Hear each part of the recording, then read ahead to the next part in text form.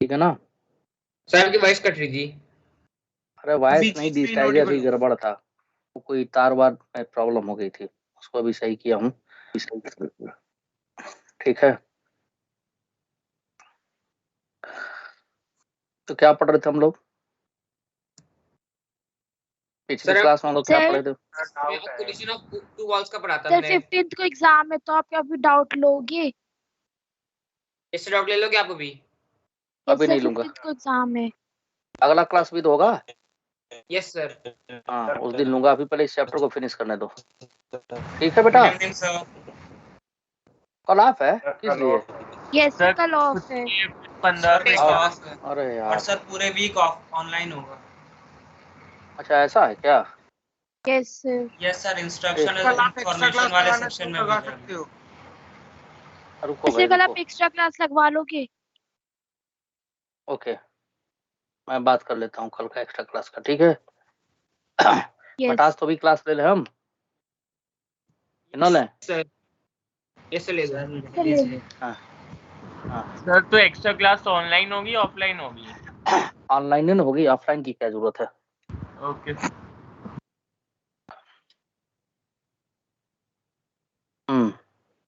और डाउट है कितना, पहले ये बताओ तुमको। इनसे कुछ मैं क्वेश्चन है। अच्छा सर ऐसा मैं है तो कि टोटल अभी तक से कुछ क्वेश्चन है मोशन प्लेन के। अच्छा ठीक है, वो फटाफट मेरे पास भेज दो, एंड ऑफ द क्लास ले लूंगा, नहीं तो मैं सॉल्व करके भेज दूंगा, ये कर सकता हूँ मैं, चलेगा? यस सर चलेगा। हाँ जी, बोलो श्रेया सब लोग। ये सर चलेगा। यस है। सर। Sir phone number. अरे ये 3 पर डाल देना। ओके सर इसीलिए। हाँ या लो लिख देता हूँ मैं, टेलीग्राम का नंबर यही है।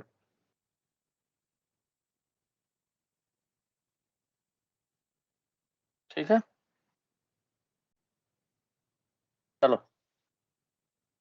तो, अरे अभी भी आराम आराम से बच्चे आ रहे हैं, ये तो बड़ा दिक्कत है यार। तो लास्ट क्लास में हम लोग क्या पढ़े थे? जिसका डाउट है वो भेज देगा, कल तक मैं भेज दूंगा। देखो एक बात और बता दूं तुम लोग को कि पेपर को इस तरह से दो कि जो तुम्हें आता है उसमें बढ़िया करो, ठीक है ना? नंबर के पीछे भी ना दौड़ो, रेट रेस मत करो, ठीक है? नंबर अपने आप ही आने लगेगा बेटा। जैसे फिजिक्स में लॉ ऑफ नेचर हम पढ़ते हैं, ये भी नंबर लेने का लॉ ही है, समझो। तो लास्ट क्लास में हम लोग कहाँ पर थे, एक बार कोई कॉपी दिखा देगा मुझे, एनीबडी? यस सर दिखाता हूँ। हाँ सर देख ली कॉपी। इसमें मैंने आपका मोमेंटम की बात की थी। तो अब यहीं से हम आप लोग को बता रहे थे कि इंडिविजुअल बॉडी का मोमेंटम क्या होगा। ठीक है ठीक है, इंडिविजुअल बॉडी का मोमेंटम क्या होगा अगर हम लेंगे तो चेंज करेगा इंडिविजुअल बॉडी का मोमेंटम, राइट?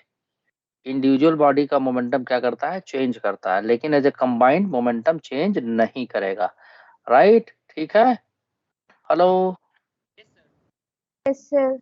ठीक है, यस चलिए। सर। तो कोई बात नहीं, हम लोग जो है अब यहीं से शुरू करते हैं। तो मोमेंटम आप लोग समझ गए, मोमेंटम के विषय में समझ गए, बोलिए मोमेंटम क्या है, समझ गए? Yes sir. Yes sir. एक छोटा सा क्वेश्चन लेते हैं हम, ठीक है? उस पर फिर शुरुआत करते हैं, क्वेश्चन लेते हैं हम।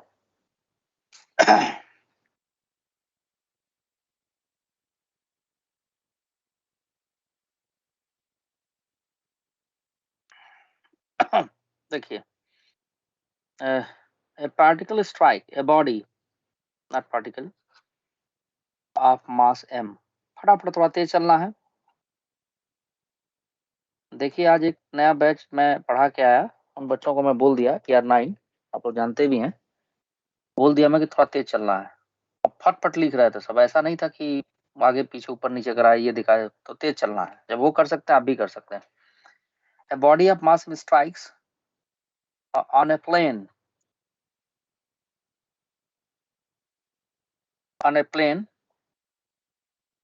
as shown in the figure,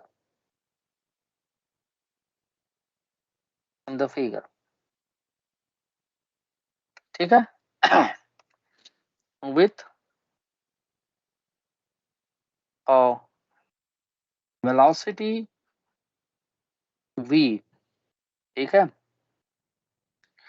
and return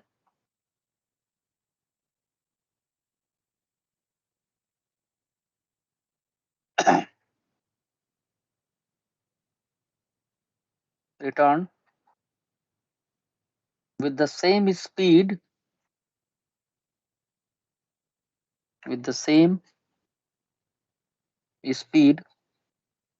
ठीक है, and at the same angle,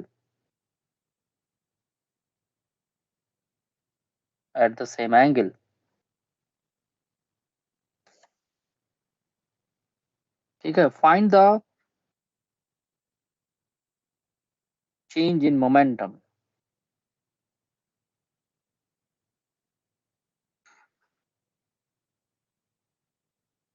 देखिए तो फिगर ये बना हुआ बेटा, मान लो कि ये एक प्लेन है,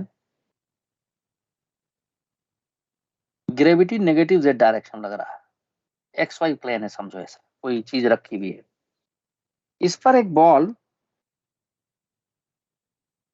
m मास का है, ठीक है, या यूं समझ लो कि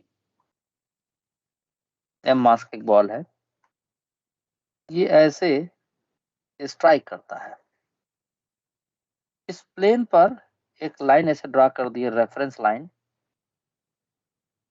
जिससे हम एंगल मेजर करेंगे, ठीक है, ये परपेंडिकुलर है इसके ऊपर, और ये बॉल फिर से वापस रिसीड करता है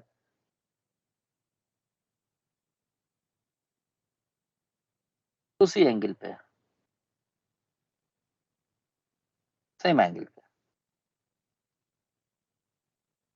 प्रोसीड करता है, ये एंगल थीटा है, ये भी एंगल थीटा है, इसका मास m, इसका मास m, इधर आने की स्पीड v है, इधर जाने की भी स्पीड v है, ये बताना है चेंज इन मोमेंटम क्या होगा।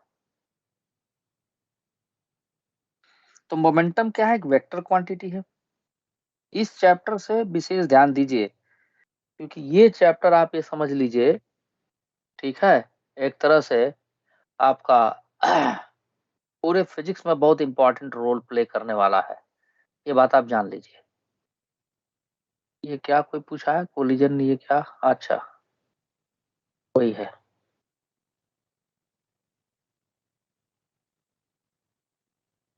सर एक मिनट भाई, चैप्टर 11 की फिजिक्स का एक तरीके से बेस कह सकते हैं। पूरे फिजिक्स का 11th 12th दोनों, केवल 11th ही नहीं, न्यूटोनियन मैकेनिक्स हम पढ़ रहे हैं, ये बात जान लो, तो न्यूटन्स लॉ की शुरुआत हो चुकी है। अब देखो, वी नो या we are knowing the momentum is a vector quantity, बता रखे हम, इज अ वेक्टर क्वांटिटी। तो इनिशियल मोमेंटम जो हम लिखेंगे वो क्या लिखेंगे, m इंटू वी वेक्टर। अब इस v का दो कंपोनेंट है, देखो है या नहीं है, एक यहां ऐसे होगा और एक इस तरफ होगा, बोलो यस और नो, होगा या नहीं होगा। तो अगर हम बोलते जाओ यार, जो पूछ रहा हूँ उतना तो जवाब दिया करो आप लोग। Yes sir. हाँ, यस एक्स सर एक्सिस इधर, इसको वाई एक्सिस इधर मान लें, तो देखिए m इंटू वी, अगर ये थीटा है तो ये भी थीटा होगा, बोलो होगा कि नहीं होगा। यस सर ये होगा। हाँ, ये आपका थीटा है, ठीक है, ये आपका थीटा है, तो v के दो कंपोनेंट m भी, इस तरफ कितना आ जाएगा बताओ, इस तरफ कितना आ जाएगा v cos थीटा, इस तरफ कितना आ जाएगा v sin theta, Sin theta. m v cos theta, ये किस डायरेक्शन में, नेगेटिव डायरेक्शन में, नेगेटिव j डायरेक्शन में, तो I'll put minus j plus m v sin theta, किस तरफ है, x एक्सिस तरफ, i कैप लिख देंगे। इसी तरह से हमारे पास इसका भी दो कंपोनेंट होगा, एक इधर एक इधर, ठीक है। तो यहां पर देखिए कि जो फाइनल मोमेंटम आएगा वो भी m इंटू वी वेक्टर ही लिखेंगे हम, और इसको हम लिख सकते हैं m भी ये थीटा है तो देखो ये थीटा होगा, तो इस साइड आ जाएगा m भी y डायरेक्शन में, cos थीटा इस तरफ होगा y डायरेक्शन में, होगा ना या नहीं होगा j कैप, सर होगा। yes sir और होगा। साइन डायरेक्शन और एक्स एक्सिस होगा। तरफ हो जाएगा m Yes, भी sir. Sine theta i cap हो जाएगा, i कैप। अब अगर हमें चेंज इन मोमेंटम निकालना है तो क्या करेंगे हम, सर थोड़ा ऊपर कर दो। एक मिनट बेटा, दोनों को सब्ट्रैक्ट कर देंगे। Final momentum minus initial moment moment. तो जरा रख के देखिए, फाइनल माइनस इनिशियल हाँ एम भी कॉस थीटा जे कैप प्लस एम भी sine theta I cap, this is the final momentum minus initial momentum. तो ये माइनस जे को इधर लिख दे हम, माइनस एम भी कॉस थीटा जे कैप और प्लस एम भी साइन थीटा आई कैप। तो जरा हम इसे ब्रेक करें, एम भी कॉस थीटा जे कैप प्लस एम भी साइन थीटा आई कैप, माइनस माइनस प्लस हो जाएगा, एम भी कॉस थीटा जे कैप और माइनस एम भी साइन थीटा आई कैप। तो ये वाला तो पोर्शन आपका, ये सबको ऐसे क्या, छोड़ो ब्रैकेट हटा देते हैं हम, इतना तो समझ में आ ही रहा आप लोगों को। तो ये और ये कट है, सॉरी ये और ये वाला कट जाएगा, तो बचा क्या, 2m भी cos थीटा j कैप, और इसका अगर मॉडुलस ले ले हम तो आपका चेंज इन मोमेंटम का मैग्नीट्यूड आ गया m भी cos थीटा। और cos थीटा है किस डायरेक्शन में, y डायरेक्शन में, यानी परपेंडिकुलर टू द, जिस प्लेन पे स्ट्राइक कर रहा है उसके परपेंडिकुलर डायरेक्शन में मोमेंटम में चेंज हो रहा है, right. Yes sir. Hello, yes sir. yes sir तो आगे चल के जब कोलिजन में पढ़ोगे तो वहां बताएंगे हम an axis and T axis. An axis मतलब नॉर्मल एक्सिस, तो मोमेंटम में चेंज नॉर्मल एक्सिस की तरफ होता है कहीं पर भी हम देखें तो। ये समझ में आया change in momentum, yes sir okay. अब हम न्यूटन्स का सेकंड लॉ देखेंगे।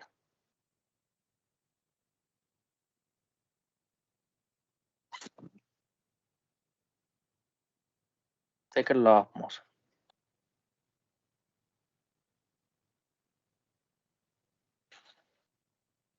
क्या है न्यूटन का second law, the rate of change of momentum is equal to net external force applied on a body। ये लिखेंगे हम, the डायरेक्टली प्रोपोर्शनल। sir क्या बेटा, हाँ आपने जो ऊपर वो डायग्राम बनाया है बॉल वाला, उसमें जो दूसरा जो फाइनल मोमेंटम है जहाँ पे उसकी, वहाँ पे आपने जो वेक्टर की डायरेक्शन बनाई है अलोंग एक्स एक्सिस, वो ऑपोजिट नहीं होनी चाहिए। क्यों अपोजिट होगी भाई, जब मतलब उसकी जो डायरेक्शन लेते हैं वो उसके अलोंग लेते हैं ना प्लेन के, किसने एक्स कह एक्सिस। दिया, ये देखो एरो दिख रहा है तुम्हें, ये यस सर मैं एरो दिख यही रहा है, पूछ रही हूँ। इसमें क्यों Yes. अपोजिट क्यों लेंगे, इधर क्यों लेंगे भाई, टकराने के बाद जब इधर जा रहा है, ऐसे जा रहा है बेटा, तो इसी का कंपोनेंट लेंगे ना, तो अच्छा एरो को सर, घुमा के यहाँ कर दो, समझी। यस सर ये नहीं समझ गई, मुझे लगा वो उधर से लेंगे। नहीं नहीं नहीं, जिस डायरेक्शन में एरो होता है उसे घुमा देता हूँ उस तरफ, ठीक है। चलिए, Newton's law of motion, the rate of change in momentum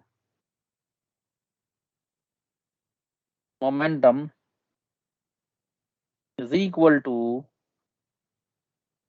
rate of change in momentum of a body is equal to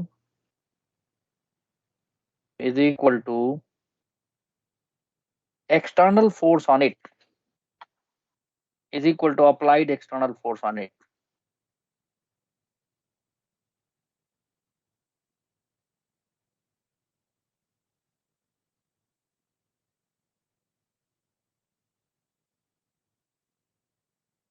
force on it.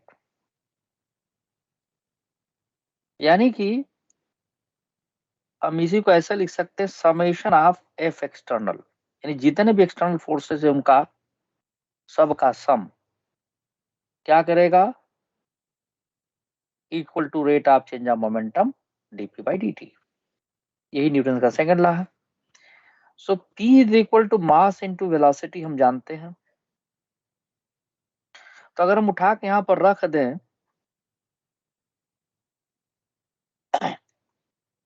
तो d by dt, t के जगह पर m इंटू वी,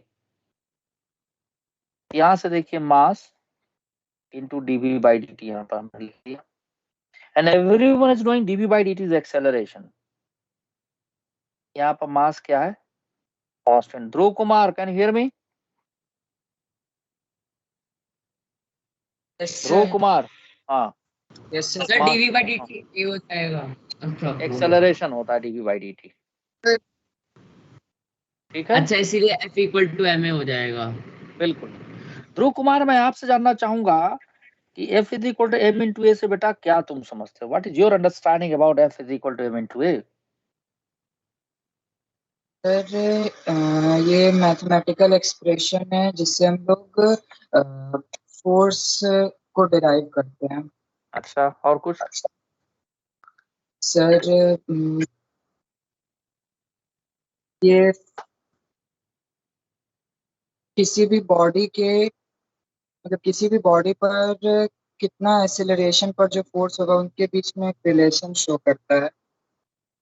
अच्छा चलो ठीक है, अपनी क्षमता के अनुसार आपने अच्छा बताया। एनीबॉडी वांट टू से सर फोर्स इंक्रीज फोर्स तभी इंक्रीज होगा जब एक्सेलरेशन इंक्रीज होगी। अच्छा बहुत बढ़िया। आदित्य तिवारी, सर कोई बॉडी अगर मोशन में है तो उसके पास मास भी है और एक्सेलरेशन भी है, तो वो कहीं स्ट्राइक करेगा तो वो जो मतलब दबाव देगा वही फोर्स है। अरे यार क्या कहते हो भाई, देखो ये सीधा सा बात, ये समझ लो। श्रेया तुम बताओ पहले, फिर मैं बताता हूँ। श्रेया। सर कोई बॉडी जिसका मास डिफाइंड है, वो एक्सेलरेशन है उसमें, मतलब वो एक्सेलरेटिंग बॉडी है, वो उसका उस पे जो फोर्स अप्लाइड हो रहा है, मतलब वो एक्सटर्नल फोर्स जो अप्लाइड हो रहा है वो उसके यार इक्वल है। थोड़ा सा मैं ये चाहता हूँ आप लोग जैसे बच्चों से, अच्छा चलो जिसको जो आ रहा है बताए बारी बारी से, फिर मैं कुछ बोलूंगा। क्वेश्चन रिपीट कर दोगे एक बार? अरे क्वेश्चन क्या है, फिर इक्वल टू एम इंटू ए है, इससे तुम्हारी अंडरस्टैंडिंग क्या बनी ये जानना चाहता हूं मैं भाई। सीधा सीधा बात है कि फोर्स एक वेक्टर क्वांटिटी है। Sir force is the product of mass चलो व्हिच इज ठीक है, कांस्टेंट। ठीक है, अब सुनो मुझे। फोर्स एक वेक्टर क्वांटिटी है। अब फोर्स, सुन लो बेटा, हाँ बोलो बोलो बोलो बोलो, चलो तुम भी कोशिश कर लो एक बार। सर फोर्स की डायरेक्शन डिपेंड करेगी एक्सेलरेशन की डायरेक्शन पे, और फोर्स का मैग्नीट्यूड डिपेंड करेगा मास और एक्सेलरेशन के मैग्नीट्यूड पे। बहुत वेल डन। देखो मैं एक बात आप लोगों से कहना चाहता हूँ, जैसे कुछ बच्चे इस बैच में हैं जो रटने में ज्यादा बिलीव करते हैं। मैंने अब नाम नहीं लूंगा, मुझे इतना पढ़ाते हुए अंदाजा लग गया है। अभी भी मैं उन बच्चों को कह रहा हूँ कि रटिए नहीं, नंबर के पीछे ना भागिए, नंबर अपने आप आएगा। सब्जेक्ट को समझिए। मैं तुम्हें एक इंसिडेंट बता रहा हूँ हाल ही में। I was teaching batch in 11th here at our center, and I'm dealing with, just अभी शुरू हुआ है, I'm dealing with motion in a straight line। फर्क क्या है आपके बैच में उसमें कि मैंने वहां पर डिफरेंशिएशन का एक फार्मूला डिराइव भी किया है और उसका एप्लीकेशन फिजिक्स बताया आप लोगों को, से क्योंकि आप लोग डिमांड किए तो वैसे लिखवा दिया मैंने। तो one day I was explaining the force, और आप जब देखते हो कि मैं शायद मानस को बताया भी था, मानस याद पड़ रहा है? मानस में था। Yes sir. हाँ, तो मैं एकाएक खड़ा था और देखा कि लिख रहा हूँ, और जैसे मैं आगे बढ़ा तो जो बोर्ड की लाइन है वो मुझे चलते हुए नजर आई। अभी आप नहीं समझ पाओगे, बताया था। आप बताया। तो physics actually based on observation, it will develop. अगर आप अंदर से सोचना शुरू करोगे, it also depends on your curiosity.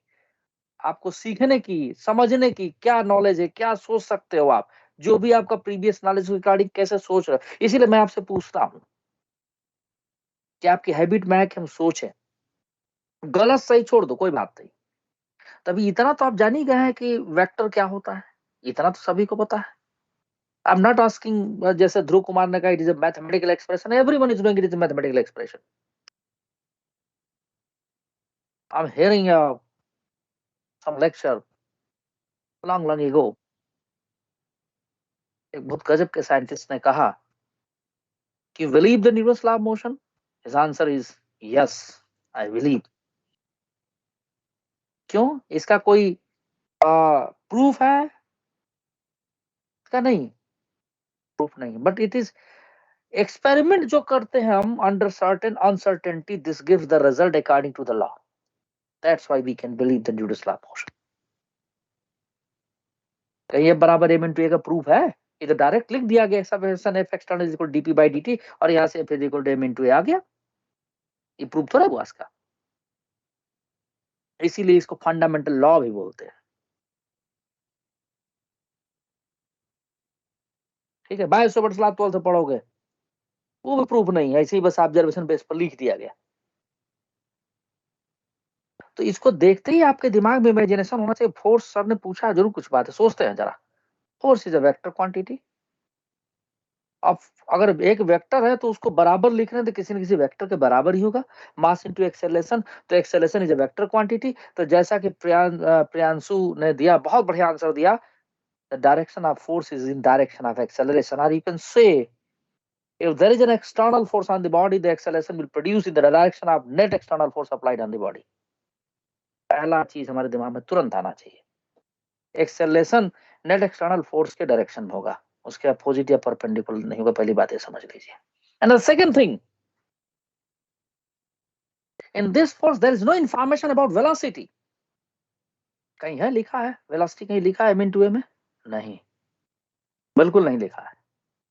No need to know the velocity of the body. If we apply the force, definitely this force gives an acceleration in the body. Either it is in the direction of velocity or opposite to it or somewhere else.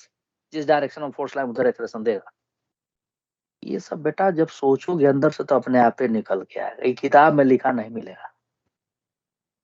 तो मैं चाहता हूं आप लोगों को कि सोचने की हैबिट लाइए, और जिस दिन ये काबिलियत पैदा हो गई आप लोग के अंदर, फिर IIT एडवांस के पेपर भी आपके लिए आसान होंगे, बता दूं मैं। नहीं तो रटते रहोगे, रटते रटते समय निकल जाएगा, कुछ हासिल नहीं होगा। चलिए मैं लिखता हूं observation.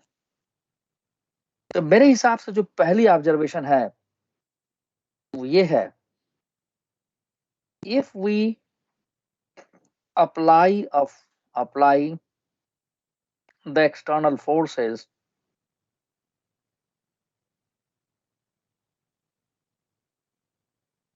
On the body, on a body, ढेर सारे फोर्सेस लग सकते, कोई एक ही थोड़े है, ढेर सारे फोर्सेस लग सकते हैं ऑन ए बॉडी। ठीक है, the acceleration will produce in the body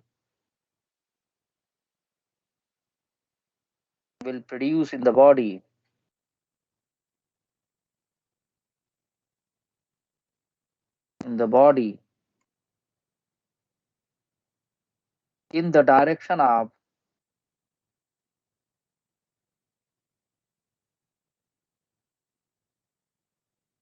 applied। ध्रुव कुमार समझ में आया?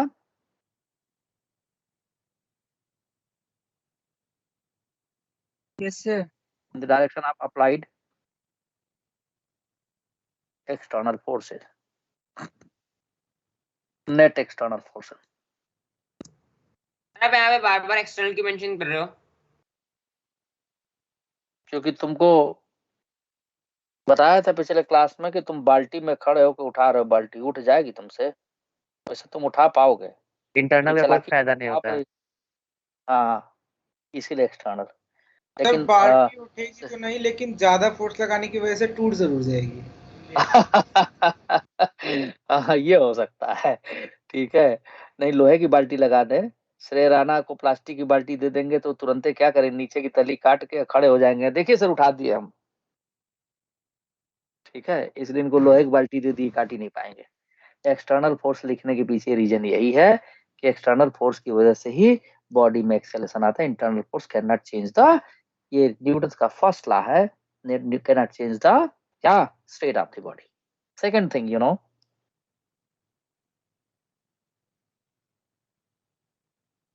अब ये फोर्स और मास की भी बात आ गई। मास बढ़ाते जाए, if you increase the mass the 10 times to produce the acceleration of the same amount. Let us suppose if I take the two bodies of different masses m1 and m2, चलो लिख देता हूं मैं।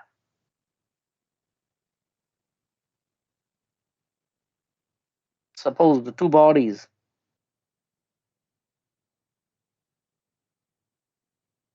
of masses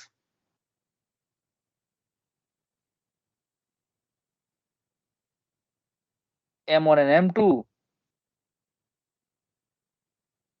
and the force on them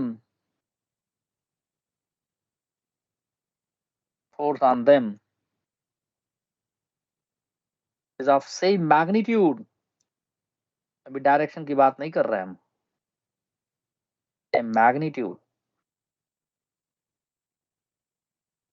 दोनों पर force same लग रहा, then F is equal to, I will write m1 a1 and m2 a2. So acceleration in each body will be different. So a1 I can write F upon m1, and a2 I can write F upon m2.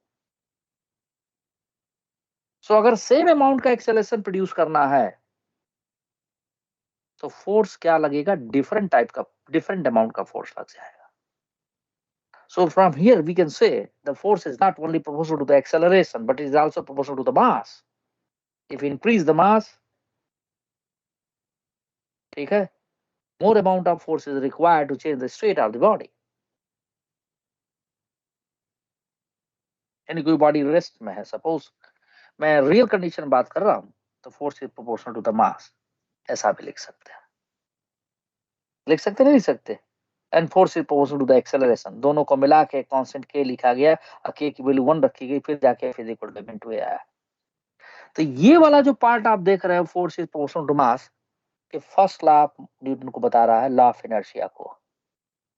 Larger the mass, greater the inertia, and greater amount of force is required to change the state of the body. Dhruv Kumar, got my point? सभी लोगों को पता चल गया ये बात? Dristy, everyone? Yes, sir. Okay. So force is proportional to mass. Sir Force, हाँ बोलिए बेटा। सर यहाँ पे हम मास को कांस्टेंट ले रहे हैं ना, नहीं, अगर अब ma हाँ, वाला मास लगाएंगे तो। हाँ, मास कांस्टेंट अलग अलग बॉडी के लिए अगर मास सर अलग अलग है। अगर मास चेंज होगा तो फिर तो इनवैलिड हो जाएगा ना ये ma वाला। नहीं नहीं, इनवैलिड नहीं, वहां पर भी लगता है, दूसरा रूल लगाते हैं, उसको वेरिएबल मास सिस्टम बोलते हैं। It is not in your syllabus, right? पहले होता था, कहोगे तो बता दूंगा, अभी सिलेबस में नहीं है आपके। चलिए आगे बढ़ूं, आगे बढ़ूं, आगे बढ़ूं बेटा। Yes sir. हाँ, इसी को लिख देता हूँ। The force on a body, वो गलत नहीं लिखा था मैंने, बस लैंग्वेज देना चाहता था। Force on a body is proportional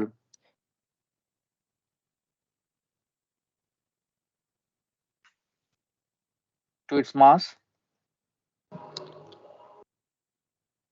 that is,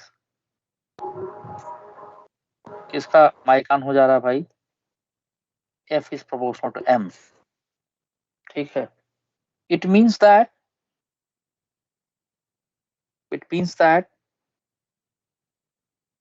larger the mass,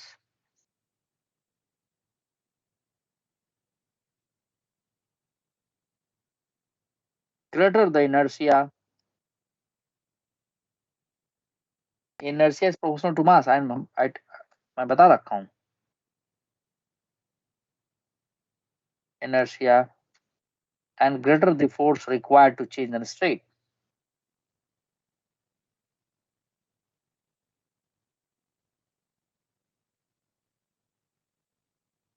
To change in its state. This is the first part of the Newton's law, and law of inertia जिसको बोलते हैं।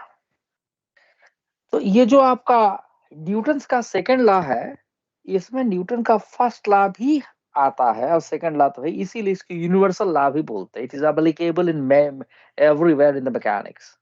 That's why it is called the universal law. But you know one thing, this law holds good only inertial frame of reference. It does not hold good in non-inertial frame. Newton's first law and Newton's second law does not hold good in non-inertial frame of reference. So I'm writing here. The Newton's first law and Newton's second law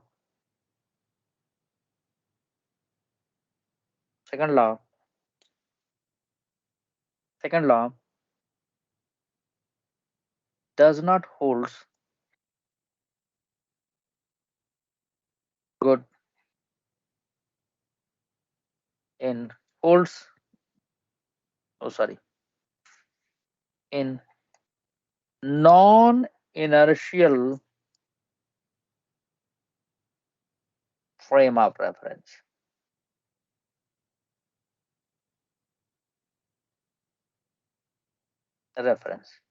ठीक है, ऐसा frame accelerated frame जिसको बोले उसे non inertial frame हुआ. Accelerated frame, it holds good only.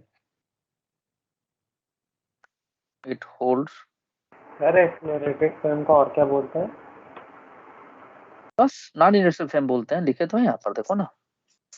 It holds sir only. Inertial और non inertial एक बार example देके बता दो फ्रेम का. थोड़ा सा अगर आप शांत रहोगी तो आगे जरूर मिलेगा. Okay sir. है ना, आगे मैं पढ़ाऊंगा. It holds only. हाँ बोलो. F is directly proportional to A भी होता है तो वो भी लॉ ऑफ इनर्शिया को फॉलो करेगा ना? हाँ बेटा, वो तो आपका ये बता रहा है कि फोर्स जो है के डायरेक्शन में एक्सेलरेशन आ जाता है, स्टेट चेंज हो जाएगा तभी ना. अगर कोई बॉडी मोशन की स्टेट में मान लो अगर, और उसकी वेलोसिटी कांस्टेंट है, फोर्स लगा दिए, हो सकता है वेलोसिटी घट जाए या बढ़ जाए या डायरेक्शन चेंज हो जाए. ठीक है बेटा. यस सर, मतलब उसमें भी वो लॉ फॉलो हाँ है. बिल्कुल बिल्कुल बिल्कुल. It holds only in inertial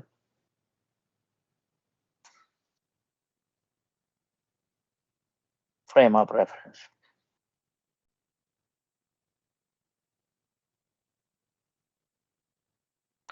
अब देखो, इसमें मैं, जैसा कि श्रेया ने पूछा, हो सकता है मेरी बात उसे बुरी लगी हो, I am sorry for that, लेकिन थोड़ा सा आप लोग पेशेंस बना के मैं सारा कुछ बताऊंगा. अभी फिलहाल नाम जान लीजिए. जैसे देखो श्रेया, ऐसा है, तुम कभी एक्सपीरियंस की होगी बस में या मेट्रो में, कभी जाओ, एकाएक स्पीड बढ़ जाए, क्या होता है बेटा? ऐसा नहीं लगता कि स्पीड आगे बढ़ा तब पीछे की तरफ गिरते हुए नजर आती है Shreya? Jerking yes sir, backward. हमारी वो लॉ ऑफ इनर्शिया फॉलो होता है उसमें. हाँ देखो, ऐसा होता है कि जब आप जैसे मेट्रो में चल रही हो, उसके सरफेस पर आपका पैर है, ठीक है ना, तो पैर जो है, जैसे मेट्रो एक्सेलरेट की, वो तो पैर तो एक्सेलरेट हो गया, लेकिन पूरी होल बॉडी उतना एक्सेलरेशन इमीडिएटली नहीं ले पाती. Although it is a connected body, body का हर पार्ट एक दूसरे से कनेक्टेड है, लेकिन इमीडिएट उतना एक्सेलरेशन नहीं ले पाता. इसकी वजह से एक पीछे की तरफ, जर्क नहीं होता, गलत शब्द इस्तेमाल ना करो, एक पीछे की तरफ एक फोर्स लग जाता है, that is a pseudo force. Jerk होता है sudden change in acceleration, that is called the jerk. Understood? So it is different type of thing. Yes sir. है ना? तो ये जब अब वो एक्सेलरेट कर गया तो कैसा फ्रेम हो गया बेटा? Non inertial frame. एक सूडो फोर्स आप पर लग जाता है. अगर मान लो ब्रेक लग जाती, किधर गिरोगे? आगे की तरफ गिरोगे.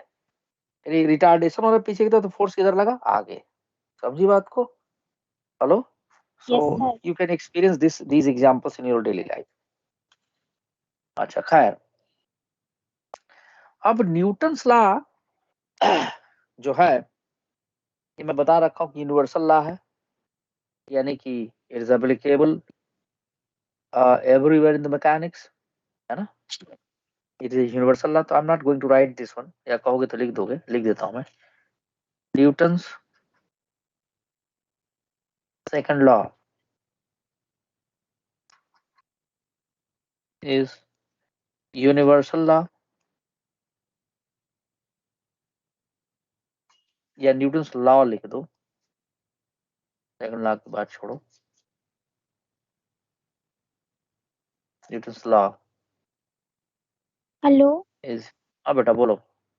सर मतलब मेरा तो नेटवर्क प्रॉब्लम है आज, तो आप ये पॉइंट लिखे हो येलो कलर में, वो आप एक बार बता दो कि वो क्या कह रहा है, मतलब मुझे क्लियर तो नहीं हो ये पा कह रहा है। रहा है, आप ही बताता हूँ मैं, Newton's law universal law as it is applicable in macroscopic physics, कई जगह लगता है, या आप applicable in everywhere in mechanics.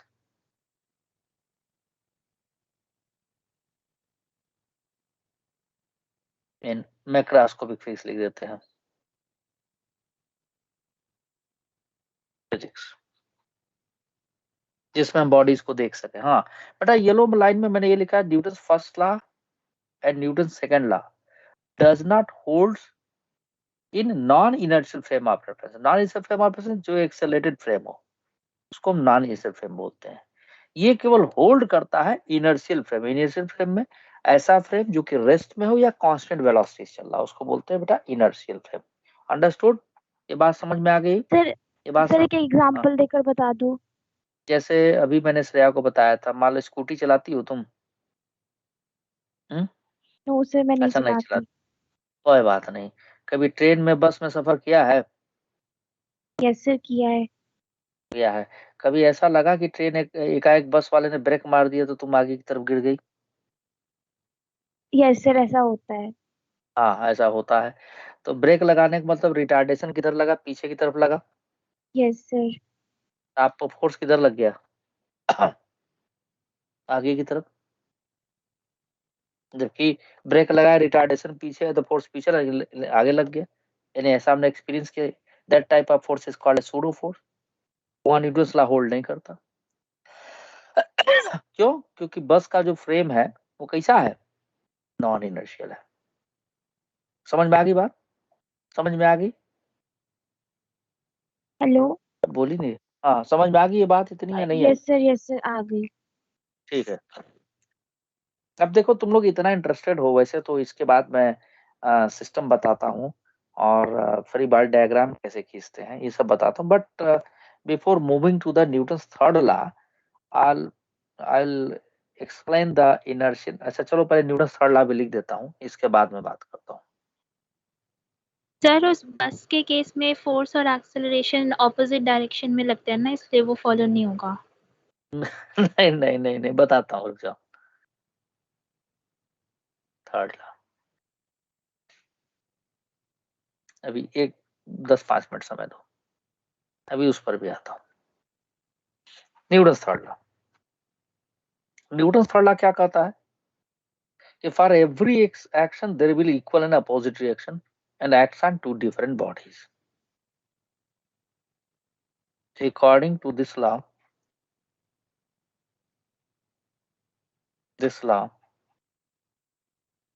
for every action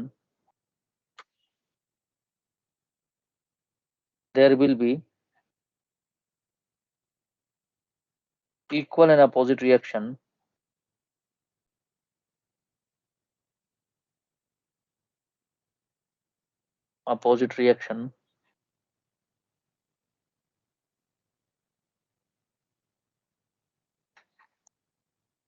reactions and acts on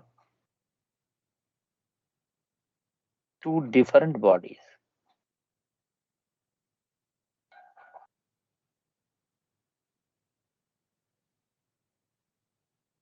ठीक है? The action reaction forces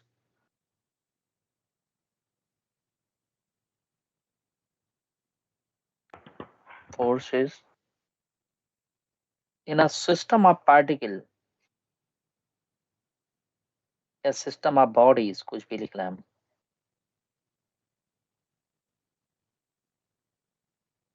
are considered as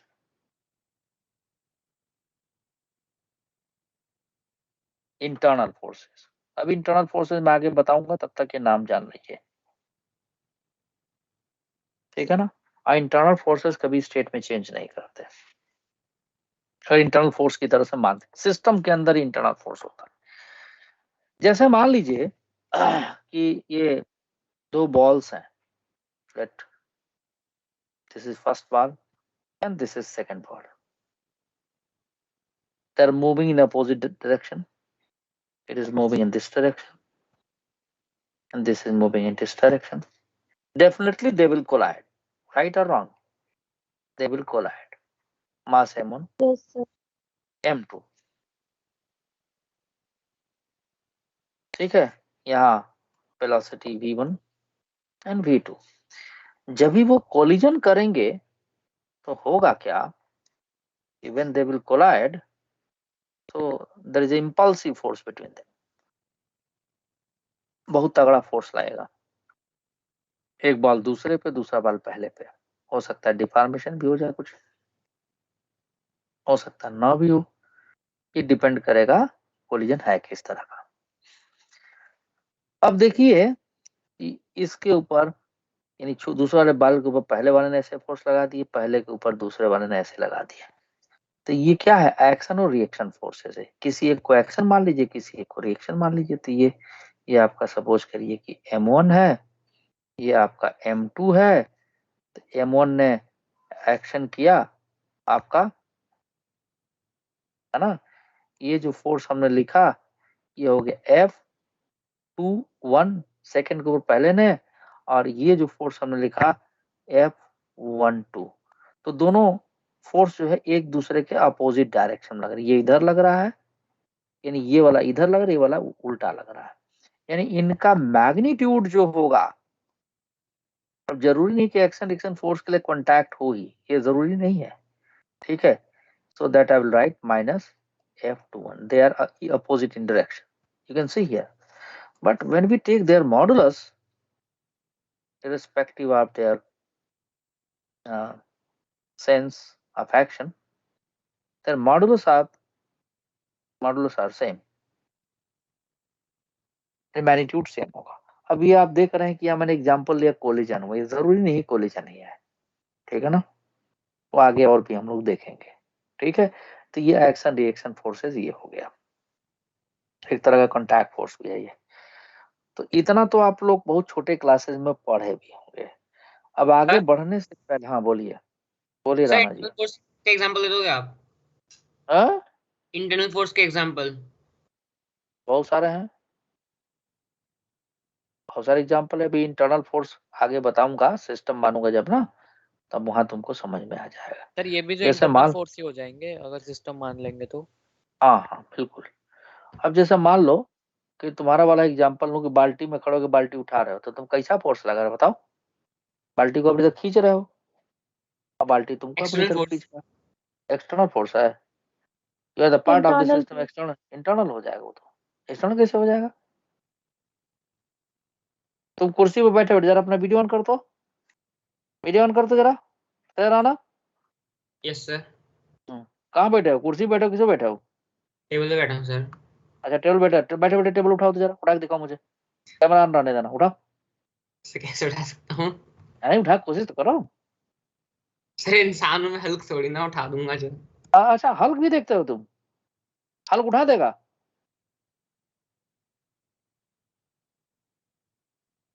नालायक क्या जवाब दे रहा है भाई। तुम जैसे हम कुर्सी बैठे हैं ऐसे उठाए हम, उठेगा? नहीं उठेगा। क्यों नहीं उठेगा?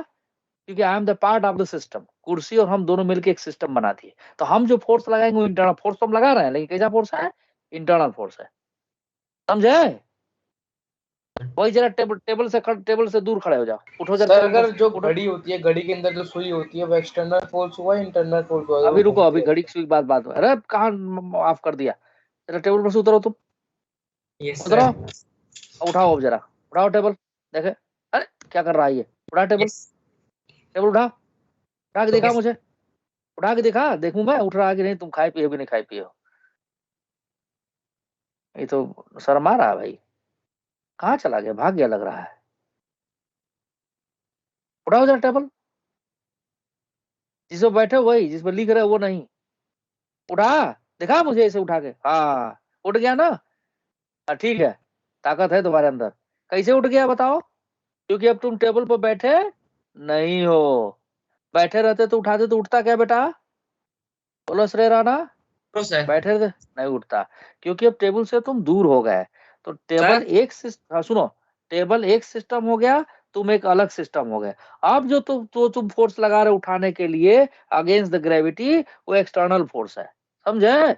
अब बैठे बैठे लगाओगे तो एक्सटर्नल फोर्स नहीं, क्योंकि you are the part of the table, you are part of the system. So you are applying the force while you are sitting on the table, but you are not capable to change the state. आप उसे उठा नहीं पा रहे हैं, समझे बात को? Yes sir. सर लेकिन आपने बोला कि अगर सेम सिस्टम को कंसीडर करें, अगर मैं और टेबल सेम सिस्टम हो गए, ठीक है, लेकिन ऐसा भी हो सकता है जब मैं अपने पैरों से मतलब जब मैं टेबल के ऊपर समझ गया, समझ, तुम्हारा क्वेश्चन जेन्युइन है। तुम जब जमीन को टच कर दिए तो टेबल से तुम्हारा कांटेक्ट छूट गया। अब वो टेबल एक अलग सिस्टम हो गया, तुम एक अलग सिस्टम हो गए। जब तक टेबल पे बैठे रहोगे नहीं उठा सकते, चाहे वो कितना भी हल्का हो। Okay sir.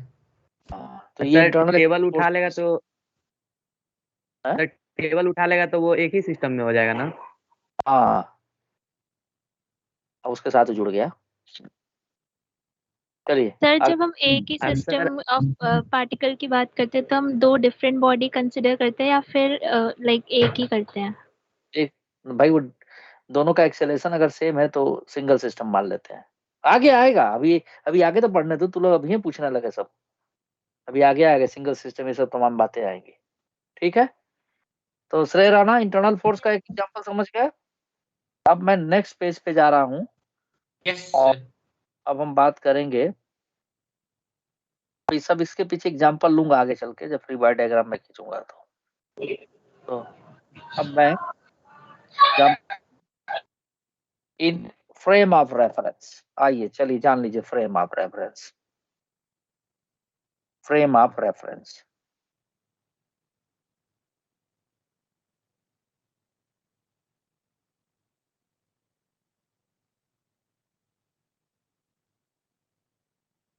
Frame of reference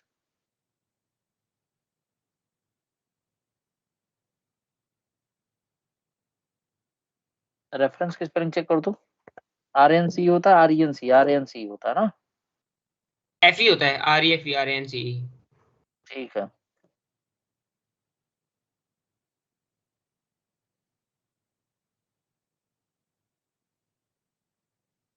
तो फ्रेम ऑफ रेफरेंस में क्या क्या चीजें होती है देखिए।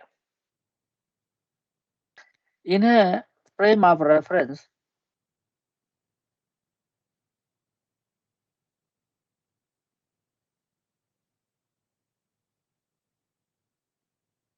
there is a 2 or 3 dimensional axis, बल्कि ऐसे लिख दे, there are 3 things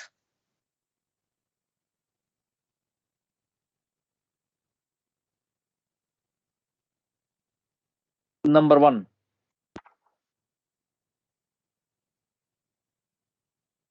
two or three dimensional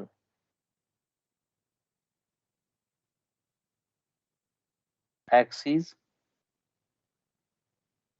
2 dimensional या 3 डायमेंशनल मान लें हम। An observer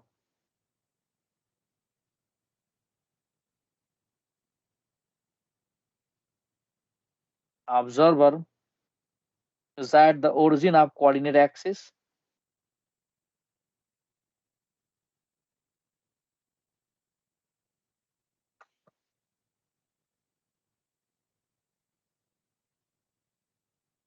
Coordinate axis, ठीक है?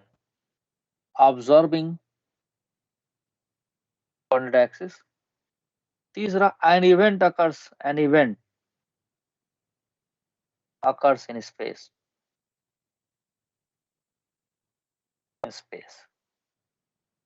ठीक है?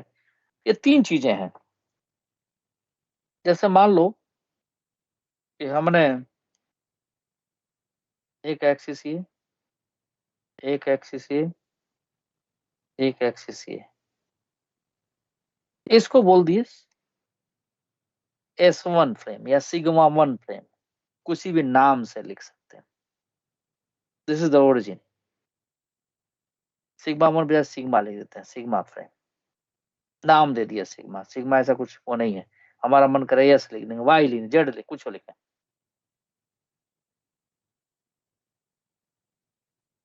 और श्रेय राणा को हमने यहाँ खड़ा कर दिया, ये इज श्रेय राणा। श्रेय राणा यहाँ पर खड़े होकर के ऑब्जर्व कर रहे हैं कुछ।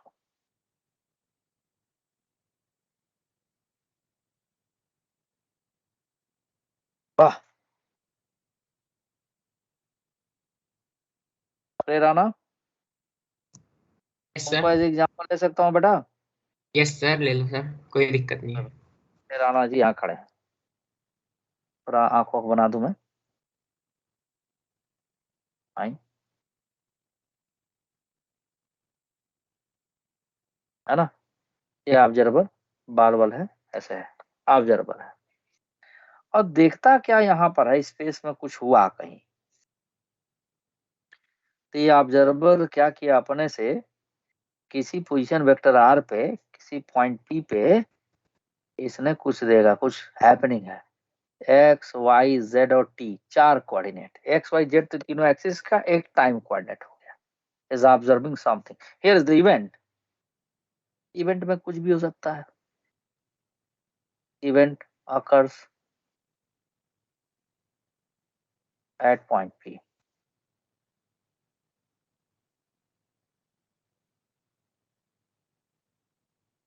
अब देखो इवेंट में क्या कर सकते हैं, जैसे श्रेय राणा जी निकले अपने घर से, इंस्टीट्यूट खुल गया है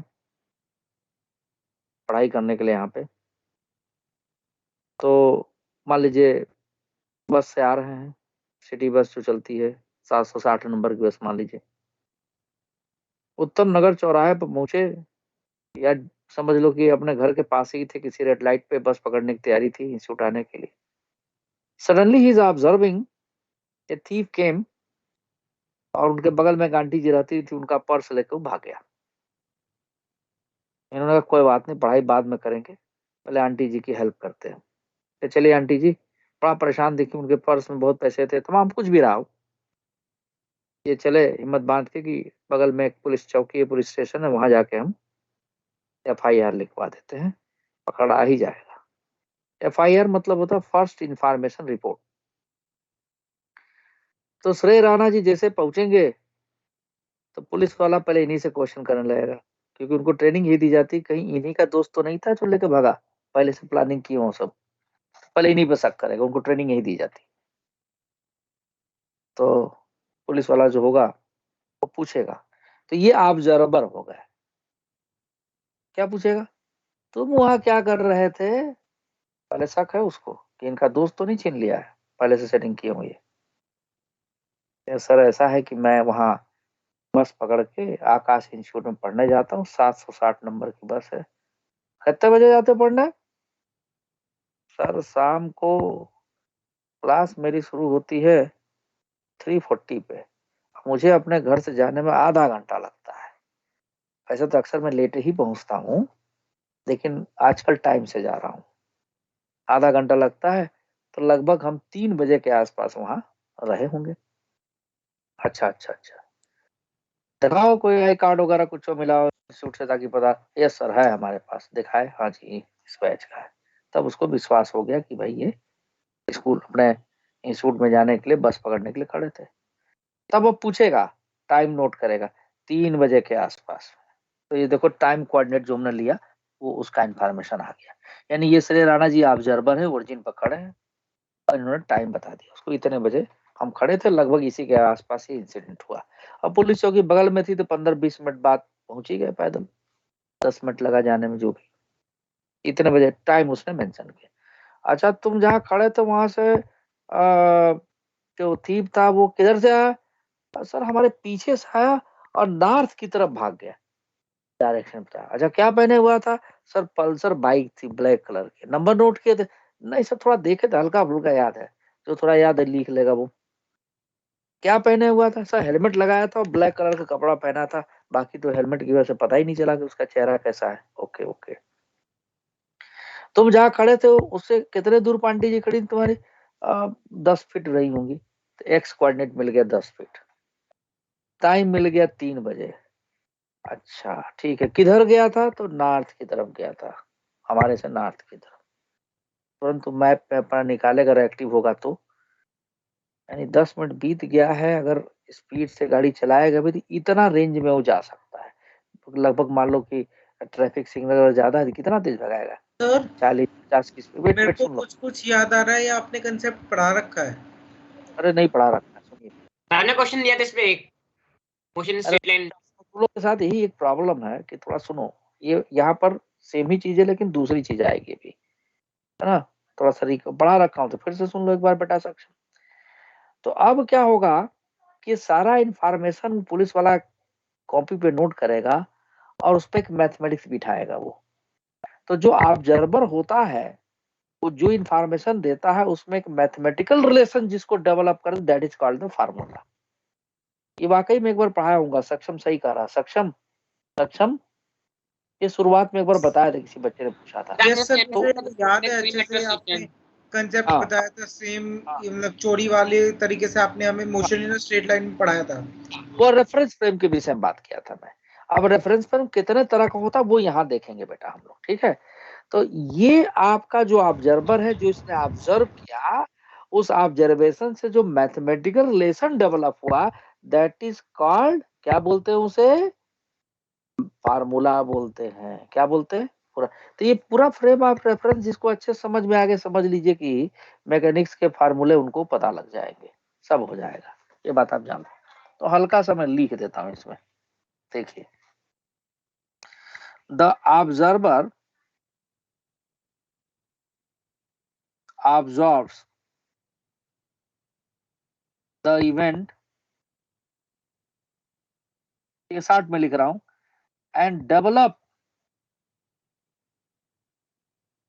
a mathematical relation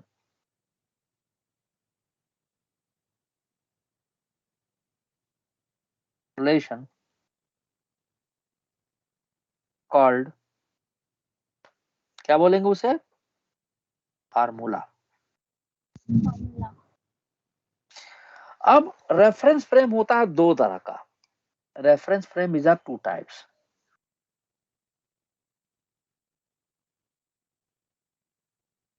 frame of reference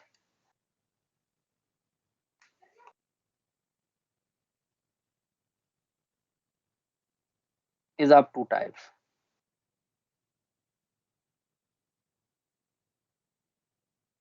ठीक है, अब यहां से ये आपका न्यूटन लॉ वाला पोर्शन। Number 1, inertial frame.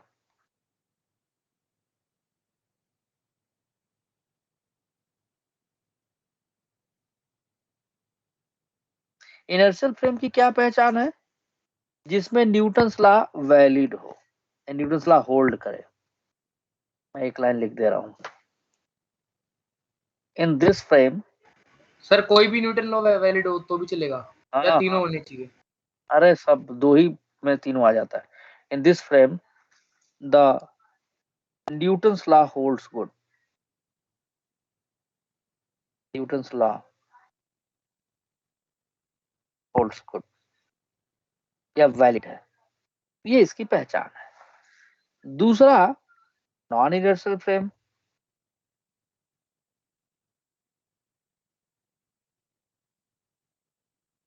जिसमें न्यूटन लॉ ना होल्ड करे और नॉन इनर्शियल फ्रेम हो गया, ये पहचान इसकी है। In this frame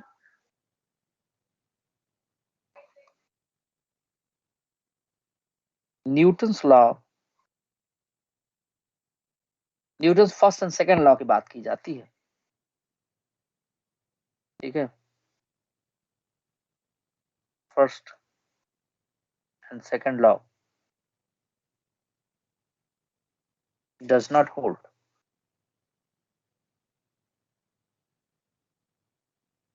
Newton law भी लिख दोगे तो हो गया। अब हम इनर्शियल फ्रेम की बात करने जा रहे हैं।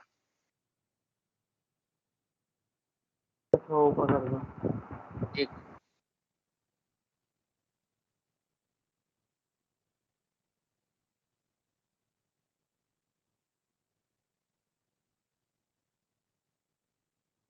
जैसा मान लो कि कोई दो फ्रेम हमने ले लिया, एक फ्रेम S1 दूसरा frame S2।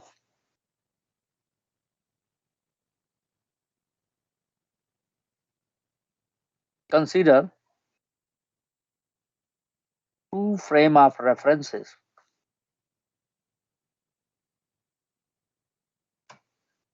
sigma 1 and sigma 2, sigma 2, ठीक है। The origin of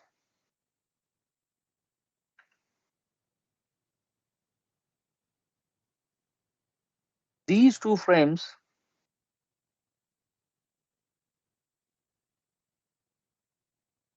are coincides at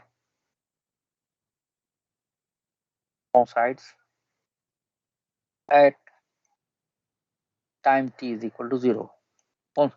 coincide हो या parallel हो, coincides oblique parallel,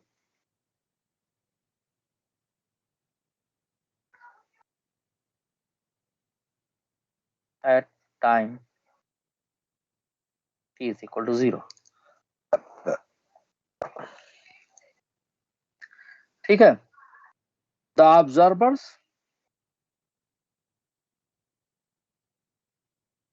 in these two frames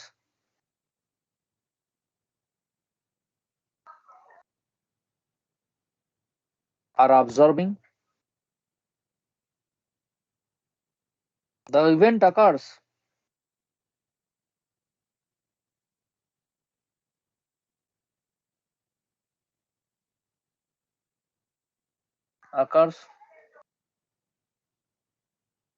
in space, ठीक है।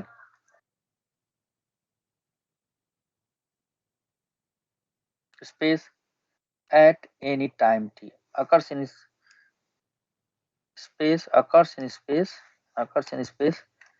at a time t, किसी भी तरह की घटना हो रही हो, ठीक है। The sigma 2 frame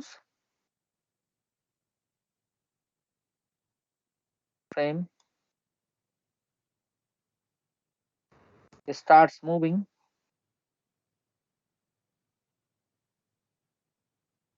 with constant velocity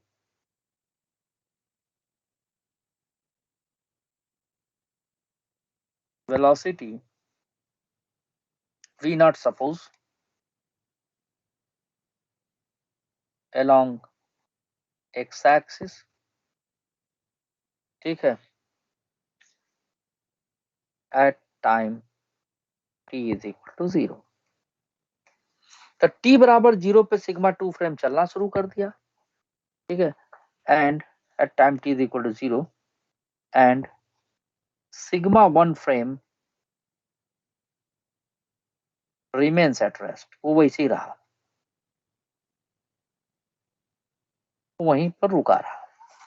तो एक फ्रेम रुका हुआ था, दूसरा फ्रेम चलने लगा, टी टाइम पे कोई इवेंट हुआ, और जिस समय इवेंट हुआ ठीक उसी समय दोनों फ्रेम के ऑब्जर्वर उस घटना को देख रहे हैं।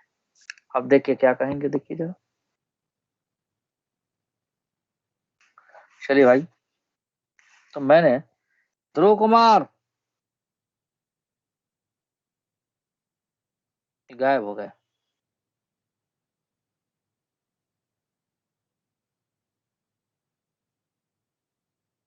ये आपका सिग्मा 1 फ्रेम है बेटा। ये टी बराबर 0 टाइम पे मैं बना रहा हूँ, सॉरी टी बराबर एनी टाइम टी पे। अब थोड़ी देर में क्या हुआ कि थोड़ा ऊपर उठा के बना रहा हूँ, इसका मतलब ये नहीं कि ऊपर है, ये थोड़ा आगे बढ़ चुका है, क्योंकि ये चल रहा है ना। अर्शराज, इसका ओरिजिन ओ डैश पे, इसका ओरिजिन ओ पे, और यहां कहीं पे इवेंट हुआ सब, जो ये कोई पॉइंट पी है। और ये फ्रेम आपका जा रहा है v वेलोसिटी से, सॉरी v नॉट वेलोसिटी से, इसकी वेलोसिटी v नॉट है। तो अब हम इसको अगर ऐसे मिलाएं तो ये आपका पोजीशन वेक्टर अलग अलग होगा, इसका पोजीशन वेक्टर अलग हो जाएगा। ये मत सोचना कि ऊपर की तरफ है ये। So you can choose this is the position vector r1 in sigma 1 frame, this is the position vector r2 of the same point p in sigma 2 frame, और ये आपका कुछ इस तरफ हमने जो वेलोसिटी v नॉट लिया था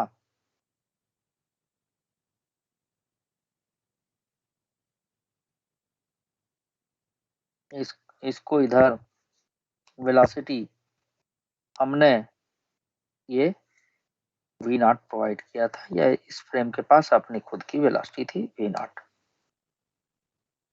नॉट वेक्टर यहाँ लिख दे रहा हूं मैं, ऐसे थी। तो देखो ये t टाइम में इसका ओरिजिन आगे बढ़ जाए, कितना आगे बढ़ जाएगा, v not into T x axis की तरफ बढ़ जाए ना, तो ये भी एक वेक्टर हो गया। तो वेक्टर एडिशन करें तो हम क्या लिख सकते हैं, r1 vector is equal to r2 vector plus v naught vector into t. बोलो कोई दिक्कत यहाँ तक? No sir. पॉइंट P का हम कोऑर्डिनेट मानेंगे सिग्मा 1 फ्रेम से x y z into T, और सिग्मा 2 फ्रेम से x dash y dash z dash, और टाइम किसी भी फ्रेम में न्यूटन मैकेनिक्स में सेम ही रहता है, t मान लेंगे। तो r1 को हम लिख सकते हैं xi plus yj plus z के, 2-3 मिनट एक्स्ट्रा लूंगा। r2 को हम लिख सकते हैं x dash i y dash j plus z dash के, लेकिन चूंकि मोशन x एक्सिस के लॉन्ग हो रहा है इसलिए y और y डैश आपस में सेम होंगे, z और z डैश आपस में सेम हो जाएंगे। तो इसमें वैल्यूज डाल दें, r1 की जगह पर डायरेक्टली x लिख सकते हैं, i हटा दें। r2 की जगह पर हम डायरेक्टली x डैश लिख सकते हैं, i हटा दें, और ये बाकी सब कट जाएगा, रखोगे वैल्यू तो कहो तो रख दें हम, ठीक है, चलो रख ही देते हैं हम। तो ये आप लिखोगे अगर ऐसे, तो you will write xi plus yj plus zk, और r2 की जगह पर आप लिखोगे x dash i y dash j z dash k plus ये आपका v not into T I cap, क्योंकि x की तरफ चल रहा है।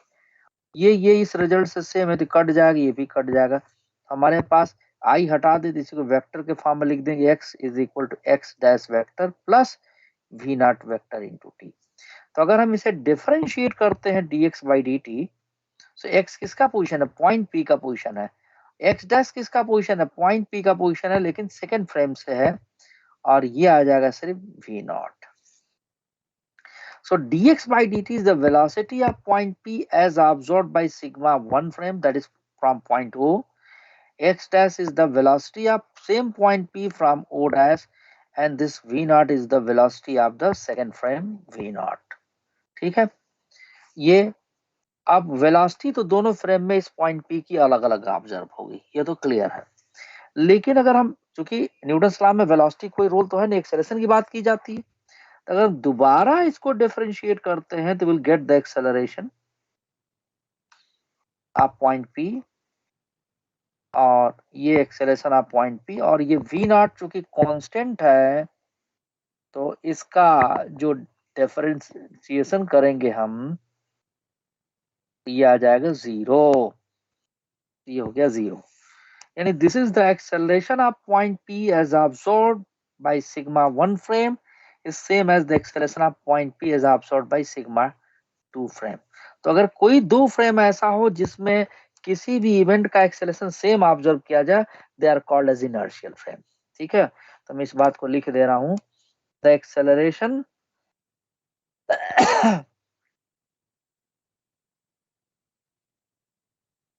in two frames sigma 1 and sigma 2 are same, ठीक है, the frames are said to be inertial.